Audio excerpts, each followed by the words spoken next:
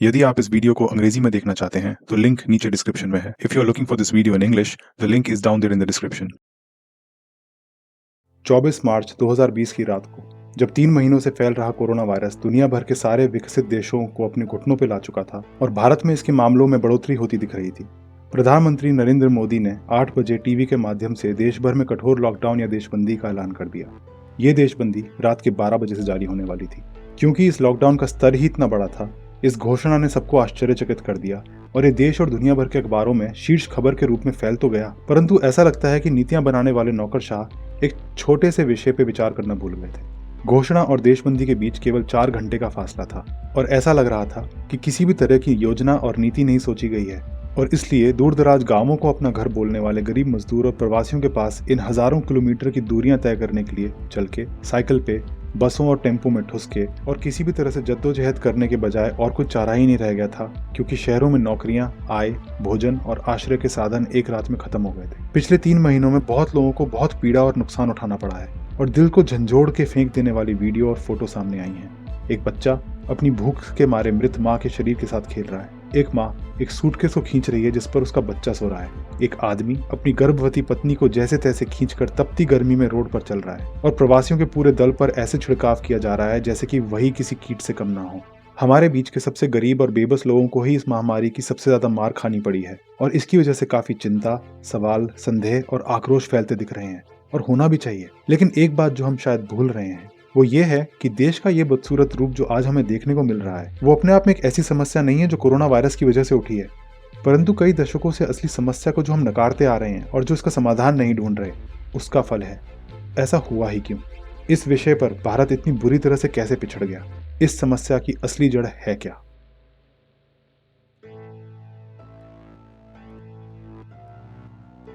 नमस्ते, मैं हूं ध्रुव और आप द इंडोवर्स में प्रवेश कर चुके हैं।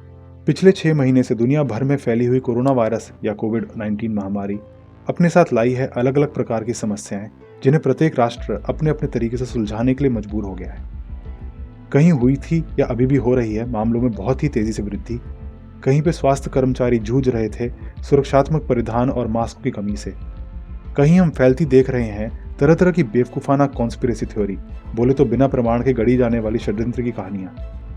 कई देशों में दिख रहा है व्यक्तिगत स्वतंत्रता के लिए उमड़ता प्रेम, जिसकी आड़ में इंसान अपने और दूसरों के स्वास्थ्य के बारे में सोचना ही भूल चुका है और जिसकी वजह से भारी तादाद में विरोध प्रदर्शन चल रहे हैं लॉकडाउन किए जाने पर या मास्क का उपयोग करने जैसी बुनियादी स्वच्छता निर्देशों का पालन करने को कहे जाने पर। लेकिन भारत उन देशों में से एक है जो एक अलग ही तरह की समस्या से जूझ रहा है। मजदूरों के सामूहिक पलायन और दैनिक रूप से वेतन कमाने वालों की आजीविका को हो रही भयानक हानि। लेकिन आज इस वीडियो में मैं आपका ध्यान इस बात पर आकर्षित नहीं करूंगा कि इस महामारी को कैसे सही या गलत तरीके से संभाला गया या देश की सरकारों की इसको लेकर प्रतिक्रिया क्या थी। नहीं, मैं इससे भी कहीं बड़ी समस्या पर आपका ध्यान केंद्रित करूंगा। भारत के भीतर इस पैमाने पर होते आ रहे इस आंतरिक प्रवास की आवश्यकता और इसके अस्तित्व के पीछे के कारण और तथ्य। इस वीडियो में हम जिन विषयों पर बात करेंगे वे आपके सामने स्क्रीन पर मौजूद हैं और आपको हर अध्याय का टाइम स्टैम्प वीडियो के विवरण या डिस्क्रिप्शन और पिन करे गए कमेंट में मिल जाएगा।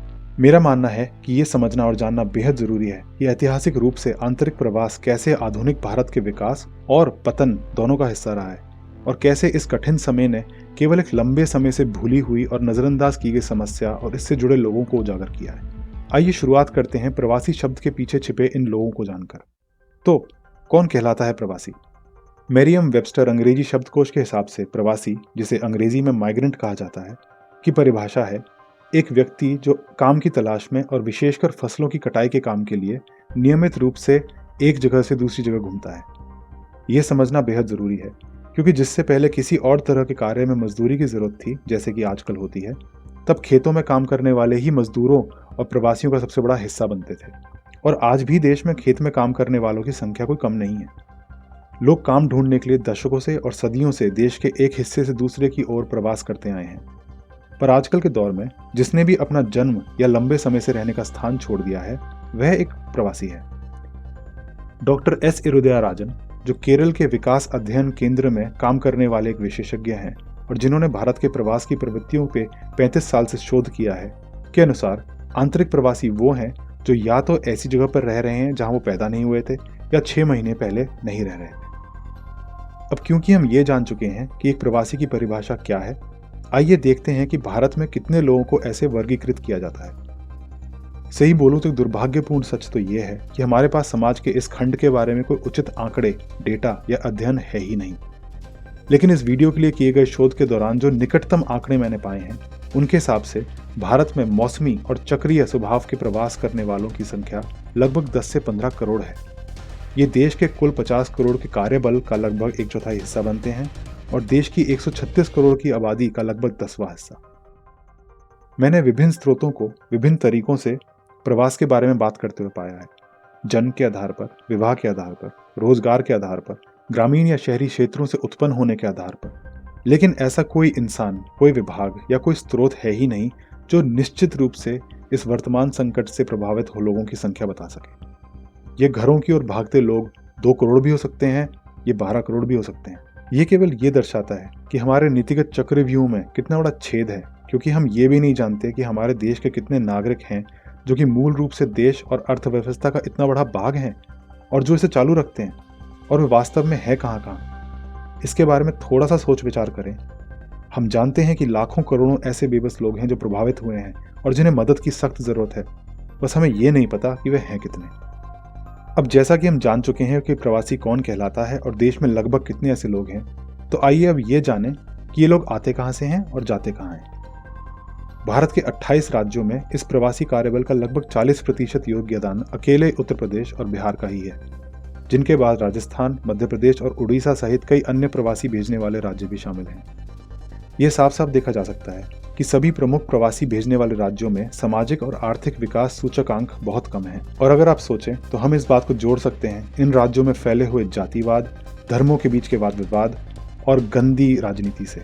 आंतरिक प्रवासियों के लिए सबसे बड़े गंतव्य हैं बड़े और नामी शहर जैसे कि दिल्ली, मुंबई, कोलकाता और बेंगलोर। एक बार फिर ये साफ साफ देखा जा सकता है कि इन सभी शहरों के सामाजिक और आर्थिक विकास सूचकांक काफी उच्च हैं। ये शहर केवल देश के दूर दराज हिस्सों से ही नहीं बल्कि अपने आसपास के ग्रामीण क्षेत्रों से भी लोगों को आकर्षित करते हैं, जैसे कि दिल्ली का एनसीआर, महाराष्ट्र, पश्चिम बंगाल और कर्नाटक। और अंत में आइए कोशिश करते हैं समाज के इस तबके की आर्थिक कठिनाइयों की कल्पना करने की। CSDS, जो कि centre for the study of developing societies या विकासशील समाजों के अध्ययन केंद्र द्वारा संचालित 2017 और 19 के चुनावों के बीच राजनीति और समाज सर्वेक्षण के अनुसार दैनिक और साप्ताहिक मजदूरी करके पैसा कमाने वालों की मासिक घरेलू आय वे है जो आप अपने सामने इस समय स्क्रीन पर देख रहे हैं। जैसा कि आप देख सकते हैं, हम भारतीय समाज के आर्थिक रूप से सबसे कमजोर हिस्सों में से एक के बारे में बात कर रहे हैं। इन लोगों में से लगभग 80% लोग 10,000 रुपये से भी कम और 50% से अधिक लोग 5,000 रुपये से भी कम कमा रहे हैं, और ये तो इन लोगों की मासिक आय है। अब क्योंकि हम इन प्रवासियों को थोड़ा बहुत जान चुके हैं, ये समझना भी जरूरी है कि ये अपना घर बार छोड़ के देश के अलग अलग कोनों तक का लंबा सफर क्यों तय करते हैं। मानवता पलायन और प्रवास के आधार पर बनी, बड़ी और पनपी है, इसमें कोई दो राय नहीं है। दुनिया भर के शहरों, देशों और सभ्यताओं का पोषण इधर उधर से आए अलग अलग प्रकार के लोगों के सांस्कृतिक और सामाजिक मिश्रण के कारण ही हुआ है। और ज्यादातर निर्माण तो प्रवासी कार्य बलों के खून पसीने की ही मेहनत है। आज के समय में भी प्रवास की ये प्रकृति ज्यादा बदली नहीं है, लेकिन समस्या की बात तब हो जाती है जब प्रवासियों की संख्या या उनको स्वागत करने वाले समाज में उनके एकीकरण के संदर्भ में एक बड़ा असंतुलन पैदा हो जाता है। सरल शब्दों में समझाया जाए तो दुनिया भर को कई सालों से जकड़ रखे इस आप्रवासन या इमिग्रेशन के मुद्दे का भी मूल रूप से यही कारण है। भारत में अधिकांश आंतरिक प्रवासी स्वाभाविक रूप से मौसमी और चक्रीय हैं। इसका मतलब है कि अधिकांश प्रवासी अपने राज्यों को सूखे या बाढ़ के मौसम के दौरान सुरक्षा और आय के स्रोत के लिए छोड़ देते हैं, या उन मौसमों के दौरान जिनमें उनके राज्यों में फसलें नहीं उगती। इसका मतलब यह है कि इनमें से अधिकांश प्रवासी मुख्य रूप से पैसा कमाने के लिए ही अपना घर छोड़ते हैं और इस कमाई का अधिकांश हिस्सा अपने घर वापस भेज देते हैं और हर कुछ महीनों में अपने गृह राज्यों और गांवों को लौटाते हैं। इस बात से इस संकट के समय में हो रहा सामूहिक पलायन भी समझ आने लगता है, क्योंकि ये सभी लोग अपने गांवों और परिवारों से बेहद जुड़े हुए हैं। वे इस मुश्किल घड़ी में बस अपने घर लौटना चाहते हैं, जहां वे अपने प्रियजनों के साथ समय बिता सकें और शहरों में काम की कमी की वजह से भूखे ना मरें। शहर इनके लिए ना कभी घर हुए ना कभी होंगे, और ये बात पूरी तरह से स्वाभाविक है। आप खुद से पूछिए, यदि आपको लगता है कि आपकी जान संकट में है, आप परेशान हैं और डरे हुए हैं, और आपकी वैसे ही मुश्किल ज़िंदगी आपको और मुश्किल होती दिख रही है और ऊपर से कोई आपका ख्याल रखने वाला नहीं दिख रहा, तो क्या आप भी घर नहीं लौटना चाहेंगे? कई प्रवासियों का तो ये भी सोचना है कि अगर मुझे मरना ही है तो मैं क्यों ना अपने घर परिवार के सदस्यों के बीच ही जाके मरूं। कितने ही विदेशों में रहने वाले भारतीय इन्हीं कारणों की वजह से लॉकडाउन के दौरान देश की सीमाएं बंद होने से पहले उड़ान भर के घर वापस लौट आए। इस बात के बावजूद कि ज्यादातर जिन देशों से वे लौट रहे थे वहां भारत की तुलना में बेहतर व्यवस्था और चिकित्सा सुविधाएं मौजूद हैं। एक बात जिसे हम नहीं नकार सकते वो ये है कि वे इसलिए नहीं लौटे क्योंकि भारत में बेहतर सुविधाएं या शानदार सरकारी तामझाम मौजूद है, बल्कि आजकल तो उल्टा ये साफ हो गया है कि देश में हालत बहुत खराब है और जरूरत पड़ने पर इलाज कराना कठिन हो रहा है। लेकिन वे वापस आए क्योंकि इन्हें था डर। डर किसी भी दूर दराज देश में अपने अकेले बीमार पड़ने और शायद जान से हाथ खो देने का। डर अपने माता पिता और प्रियजनों से आखिरी बार ना मिल पाने का। डर बस घर पर ना होने का। लेकिन एक और मुद्दा है जिसके बारे में बहुत ज्यादा बात नहीं करी जा रही है। वह है भारत के बाहर रह रहे गरीब और मजदूर प्रवासियों की दुर्दशा और दयनीय स्थिति की, खासतौर पर खाड़ी के देशों में फंसे हमारे लोग। इस समय खाड़ी के नामी देशों में जैसे कि सऊदी अरब, कतर, बहरीन, संयुक्त अरब अमीरात, कुवैत और ओमान में लगभग 80 लाख भारतीय प्रवासी हैं, जिनमें से लगभग 21 लाख अकेले केरल से ही हैं और बाकी उत्तर प्रदेश, बिहार, पश्चिम बंगाल और पंजाब से हैं। ये मजदूर लोग इन देशों में समाज के सबसे निचले स्तर पर हैं और इनका जीवन आमतौर पर दर्दनाक होता है। यह एक ऐसा विषय है जिसे मैं भविष्य की एक वीडियो में भी अलग से शामिल करना चाहता हूँ, क्योंकि यह एक अलग ही तरह की गुलामी का एक रूप है और इसको जितना हो सके उतना उजागर किया जाना चाहिए। इन प्रवासियों में से ज्यादातर एकल पुरुष हैं जो भीड़भाड़ वाले श्रम शिविरों में रहते हैं और मजबूर रहते हैं आम शौचालयों, कमरों इत्यादि को सबके साथ साझा करने के लिए। इन पुरुषों को छोटे छोटे मकानों और कमरों में 8 से 10 बिस्तरों पर पड़ा रहना पड़ता है। ऐसे हालातों में आप कल्पना करने की कोशिश तो करें संक्रमण के जोखिम की और इन बेचारे आदमियों की बेबसी की भावना की, जो रह रहे हैं अपने घरों और देश से इतना दूर और काम कर रहे हैं ऐसे देशों में जो इनकी मौजूदगी को स्वीकार करने तक के लिए मना कर देते हैं, पर इन्हीं के खून, पसीने और मेहनत पे अपने चमकदार होटल और स्टेडियम बनाते हैं और जहां चिकित्सा की कीमत इनकी पहुंच से बहुत परे है। इस अंतर्राष्ट्रीय प्रवासी समस्या पर भी भारत सरकार की प्रतिक्रिया साफ नहीं है और ये एक बार फिर नीति निर्माण, विदेश नीति और संकट नियोजन में भारी कमी दर्शाता है। लेकिन अब सवाल उठता है कि इतने बड़े पैमाने पर आंतरिक प्रवास की भारत को कीमत क्या चुकानी पड़ी है। ये प्रवासियों की ही मेहनत है जिसने भारत के शहरों को उन चमचमाते सितारों में बदल दिया है जिन्हें हम अपना घर कहलाते हैं और जिनसे हमें इतना लगाव है। यही वो लोग हैं जो आपके घरों, फ्लाईओवरों, होटलों और कार्यालयों का निर्माण करते हैं, जो आपके ढाबों, होटलों और रेस्तरों में खाना परोसते हैं, जो आपकी गाड़ियां और बसें चलाते हैं, जो आपकी बागवानी और इस्त्री करते हैं और जो आपके घरों और रसोइयों को साफ रखते हैं। ये वो लोग हैं जो वास्तव में इन महानगरों की रीढ़ की हड्डी हैं और इन्हीं शहर रूपी महाकाय इंजनों में ईंधन का काम करते हैं।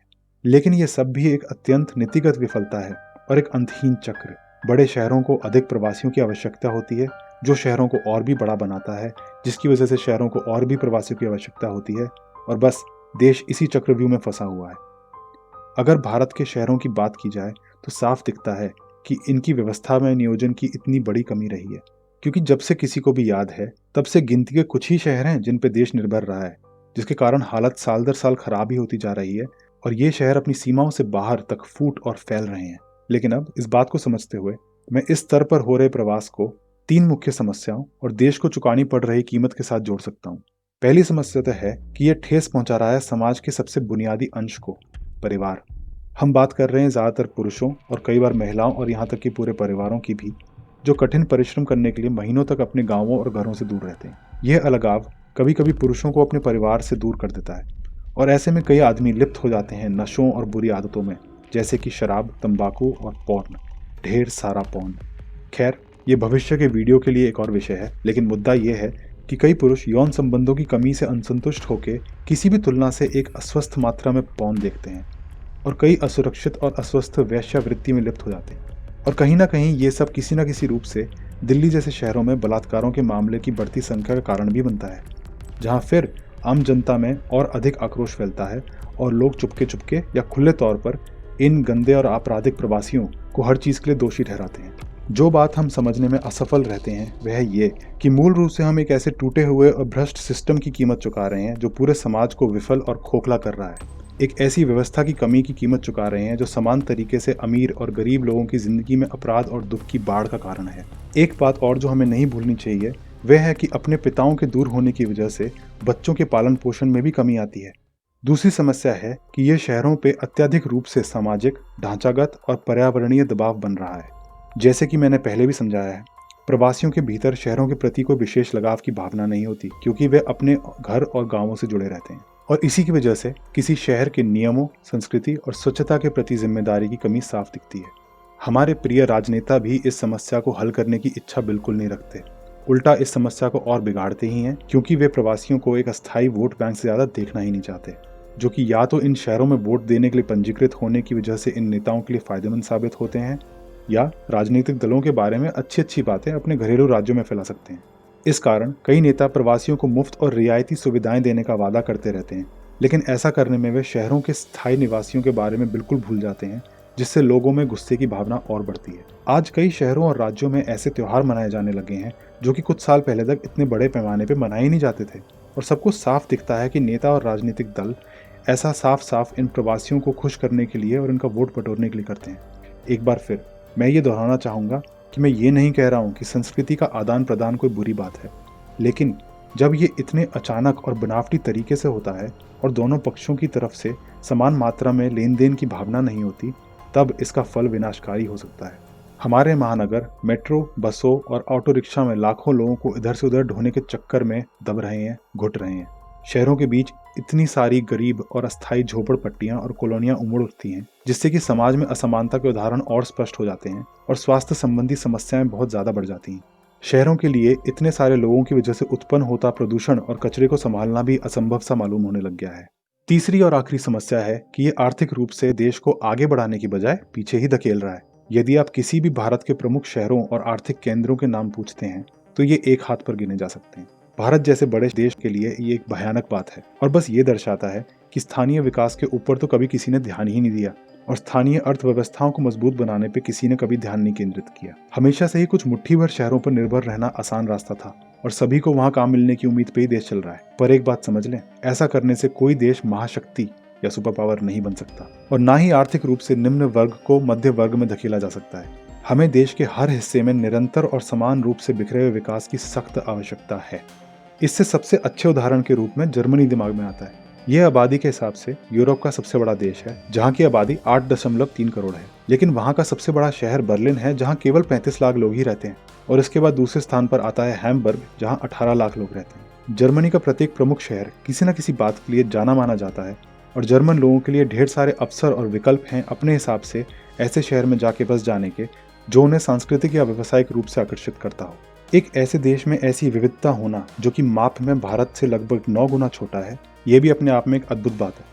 जर्मनी के ऐसा होने के 3 प्रमुख कारण माने जाते हैं। सबसे पहले आता है जर्मनी का इतिहास, जहाँ देश भर में फैली छोटी छोटी जनजातियां और साम्राज्य कारण बने सभ्यता के अलग अलग प्रमुख केंद्रों के। दूसरी बात, जर्मनी दूसरे विश्व युद्ध के दौरान बिल्कुल खत्म हो गया था, और 1945 के बाद इसे लगभग शून्य से और खंडर बने शहरों से फिर से अपने आप को बनाना पड़ा, जिससे देश के प्रत्येक शहर को अवसर मिला अपने आप को किसी तरीके से विशेष बनाने का। और तीसरी बात है ये कि देश बहुत ही अच्छी तरीके से फैला हुआ और जुड़ा हुआ है। यदि आप जर्मनी का रेलवे नेटवर्क देखें और इसकी तुलना इसके पड़ोसी और यूरोप के दूसरे सबसे बड़े देश फ्रांस के नक्शे से करें, तो आप स्पष्ट रूप से देख सकते हैं कि जर्मनी की रेल पटरियां पूरे देश में जाल की तरह फैली हुई हैं, जबकि फ्रांस में ज़्यादातर स्टार सिस्टम है, जिसका मतलब है ज़्यादातर पटरियां वहाँ की राजधानी पेरिस की ओर केंद्रित हैं। भारत अगर चाहे तो जर्मनी जैसे सफल उदाहरणों से बहुत कुछ सीख सकता है, क्योंकि हमारे पास भी कई स्थानीय जनजातियां और राज्य रहे हैं। हमारे पास भी 1947 के बाद शून्य से शुरू करते हुए अपने आप को बनाने का मौका था। हमारे पास भी एक विशाल देश है जो कि एक बहुत ही बड़े रेलवे नेटवर्क से जुड़ा हुआ है, लेकिन पता नहीं किस कारण से हम कभी भी अपने पैरों पर खड़े नहीं हो पाए। यह आपको सोचने पर मजबूर कर देता है, नहीं? लेकिन हम भारत में अमीरी या गरीबी की बात कर ही नहीं सकते हमारे सर्वव्यापी और विशाल भारतीय मध्य वर्ग के बारे में बात किए बिना। लंबे समय से पीड़ित मध्यम वर्ग ही तो है जिसने भारत को जैसे तैसे लड़खड़ाते हुए चालू रखा हुआ है, और जो अर्थव्यवस्था में शांति और विकास के लिए हमेशा जिम्मेदार रहा है। लेकिन इस वर्ग के कमजोर कंधों पर आज और हमेशा देश का जोरदार बोझ एक बड़े पैमाने पर आके टिकता रहा है, और घूम फिर के बात कर या टैक्स पे आके रुकती है। आयकर विभाग की दिसंबर 2017 की रिपोर्ट के अनुसार केवल 1.6% भारतीय ही अपनी आय पर कर देते हैं। सर घूम जाता है ये सोचकर कि 136 करोड़ की आबादी के राष्ट्र में केवल 2.2 करोड़ भारतीयों की आय पर ही सीधा टैक्स लगाया जाता है। सरल शब्दों में बोलें तो भारत का आयकर कुंड बहुत छोटा है। नतीजन बहुत कम टैक्स जुटाया जाता है और अत्यधिक बोझ मध्यम वर्ग पर आ पड़ता है। यह देश के शासन करने की और आवश्यक बुनियादी ढांचा प्रदान करने की क्षमता को भी सीमित कर देता है। यह तथ्य कुछ ज्यादा आश्चर्यजनक है नहीं, क्योंकि भारत में कृषि आय पर कर लगता नहीं है और अमीरों ने तो टैक्स चोरी की कला में महारत हासिल कर रखी है। और जब भी सरकार किसी भी तरह के राहत पैकेज की घोषणा करती है या आपातकालीन फंड जारी करती है या संकट के दौरान प्रवासियों की दुर्दशा पर ध्यान केंद्रित करती है, जैसे कि आजकल हो रहा है, तब मध्य वर्ग हमेशा एक ही तरह के सवाल पूछता है। हम वो हैं जो मुश्किल से रोजी रोटी चला रहे हैं, लेकिन हमारी आय का लगभग 50% हिस्सा लाखों और करोड़ों रुपए टैक्स के रूप में ले लिया जाता है। लेकिन हमेशा ये सबसे गरीब ही हैं जो हर तरीके की सब्सिडी और मुफ्त के गैस, गेहूं, चावल और चीनी का लाभ उठाते हैं। हमने भी कठिनाइयों का सामना किया है और अपनी नौकरी और व्यापार खोए हैं। क्या हमें अपने लिए सुरक्षा कवच मांगना सही नहीं है? पीड़ित प्रवासियों की दुर्दशा हम बिल्कुल समझते हैं और महसूस भी करते हैं, लेकिन क्या हम लोग भी ध्यान देने योग्य नहीं हैं? लेकिन मेरा मानना है कि दूसरी तरफ भी कुछ सवाल हैं जो मध्यम वर्ग को अपने आप से पूछने चाहिए। क्या हमने गरीब प्रवासी श्रमिकों की हर संभव तरीके से देखभाल की है और उनको हर तरीके से अपने जीवन और शहरों में एकीकृत किया है? क्या हम उन लोगों को और उनके परिवारों को वो सम्मान और देखरेख देते हैं जो हमारे जीवन की बारीकियों का ध्यान रखते हैं? क्या हम उन्हें सामान्य रूप से शिक्षित करते हैं और उन्हें बेहतर बनाने में मदद करने की भरपूर कोशिश करते हैं? और इस तरह के संकटों के समय में क्या हमने उनका जितना हो सके उतना ख्याल रखा? जैसे कि लॉकडाउन के दौरान अपने नौकर चाकरों, गाड़ी साफ करने वालों और चौकीदारों को उनका मासिक वेतन देना। मुझे यकीन है कि आप में से ज्यादातर लोगों ने सब कुछ सही किया होगा, लेकिन भारत जैसे समाज में जहां सरकार पे विश्वास और उम्मीद कायम रखना बेकार ही है, वहां हर तरह के लोगों की मानवता और एकजुटता ही वास्तव में देश को बांध के रखती है। इसलिए जब मैं खबर पढ़ता हूं उन व्यवसायियों और दुकानदारों और किसानों के बारे में जिन्होंने अचानक अपने सभी कर्मचारियों और मजदूरों को काम से निकाल दिया और इन गरीबों के पैरों तले किसी भी प्रकार का आर्थिक सहारा खींच लिया, तब मुझे लगता है कि इस तरह की हरकतों ने भी इस महापलायन में बड़ी भूमिका निभाई है। इसके साथ आते हैं हम वीडियो की आखिरी सवाल पर। क्या हमने कोविड-19 से कुछ भी सीखा है? मेरे हिसाब से इस संकट ने नीति निर्माण की अनदेखियों और समस्याओं के रूप में हमें एक स्पष्ट विजेता दिया है। मैं तो दिन प्रतिदिन अपने आप से यही पूछता हूँ, क्या नीति बनाने वालों ने कभी भी भारत के भीतर प्रवास के मुद्दे की इस स्तर पर कल्पना ही नहीं की थी? और हम ये कब समझेंगे कि हमारी बड़ी आबादी देश के लिए भयंकर समस्या के अलावा और कुछ नहीं है, जिसके बारे में एक भी नेता, राजनीतिक दल या नीति निर्माता बात ही नहीं करना चाहता। और भारत को जिस भी संकट का सामना करना पड़ेगा वह अत्यधिक जनसंख्या की वजह से दुनिया की तुलना में 100 गुना बुरा रूप ले लेगा। मुझे 2017 के वर्ल्ड इकोनॉमिक फोरम या विश्व आर्थिक मंच से एक लेख मिला है जिसका एक हिस्सा इस मुद्दे के मेरे विश्लेषण को संक्षिप्त रूप से समझाता है। बढ़ते शहरीकरण के इस मुद्दे को हल करने के लिए भारत सरकार ने 2015 में कई अन्य शहरी विकास परियोजनाओं के बीच 100 स्मार्ट सिटीज मिशन का उद्घाटन किया। सरकार ने स्मार्ट शहरों की परियोजना में बड़े पैमाने पर निवेश का वादा भी किया। पिछले कुछ वर्षों में स्मार्ट सिटीज प्रौद्योगिकीविदों, शहरी योजनाकारों, सरकार और निजी क्षेत्र के बीच एक प्रमुख चर्चा का विषय बन गया है। हालांकि भारत में शहरीकरण के मुद्दों का समाधान शायद स्मार्ट शहरों द्वारा मिल सकता है या शायद नहीं, लेकिन ऐसी योजनाएं पहले से ही अपनी आबादी के एक बड़े हिस्से को पीछे छोड़ चुकी हैं, गरीब और भूरे बिस्रों को। इन गरीबों और भूले बिसरे लोगों के बीच पड़ता है मौसमी प्रवासियों का एक और उपेक्षित खंड। जब शहरी नियोजक शहरीकरण के मुद्दों पर चर्चा करते हैं और स्मार्ट समाधान प्रदान करते हैं, तो वे शहर के हिस्से के रूप में प्रवासी श्रमिकों को गिनना बिल्कुल भूल जाते हैं। इस खंड पर हमारे पास कोई अध्ययन नहीं है, इनका विषय नीति मंडलियों में शामिल होता ही नहीं है। हम केवल स्मार्ट शहरों के बारे में बात करते हैं। अब हमें शायद मालूम पड़ रहा है कि शहरों को जितनी आवश्यकता नागरिकों की है उतनी ही प्रवासियों की भी है। यहाँ तक कि इस वीडियो के लिए मुझे इस विषय पर अध्ययन और डेटा खोजने में बहुत कठिनाई हुई, एक ऐसे विषय पर जो कि देश के इतने बड़े हिस्से को और पूरी अर्थव्यवस्था को प्रभावित कर रहा है। तो मेरे प्रिय दर्शकों, ये रहा एक आखिरी सवाल जो मैं रखना चाहूंगा आपके सामने, जिस पर आप विचार कर सकें और जो आप पूछ सकें अपने नीति निर्माताओं और चुने हुए अधिकारियों से। क्या हम इस संकट की घड़ी को एक सबक के रूप में लेंगे और इसे ज्ञान, विज्ञान और अनुभव के प्रकाश के रूप में फैलने देंगे, या हम वापस उसी अंधेरे में अपने आप को धकेलना पसंद करेंगे जिसमें हम दशकों से जी रहे हैं और आंख मूंद कर दुबके पड़े रहेंगे एक ऐसी समस्या से जो कि देश में व्यापक है और बस ऐसे ही गायब नहीं होने वाली। मेरे साथ अंत तक बने रहने के लिए बहुत बहुत धन्यवाद और मैं आशा करता हूँ कि आपको मेरी ये वीडियो पसंद आई होगी। अगर आप मेरे इस चैनल को बढ़ाने में मदद करना चाहते हैं तो इस वीडियो को लाइक और शेयर जरूर करें और सब्सक्राइब का बटन दबाने से और घंटी बजाने से आपको आने वाली मेरी हर वीडियो की सूचना मिल जाएगी। इधर हैं कुछ वीडियो जो शायद आपको पसंद आए, तो इनको भी जरूर देखिएगा। हमेशा की तरह नीचे कमेंट सेक्शन खुला हुआ है, जहां हर प्रकार की प्रतिक्रिया, प्रश्न, चर्चा और बहस का मैं स्वागत करता हूं। एक बार फिर आपका बहुत बहुत धन्यवाद और आपसे जल्दी मुलाकात होगी मेरी अगली वीडियो में। नमस्ते।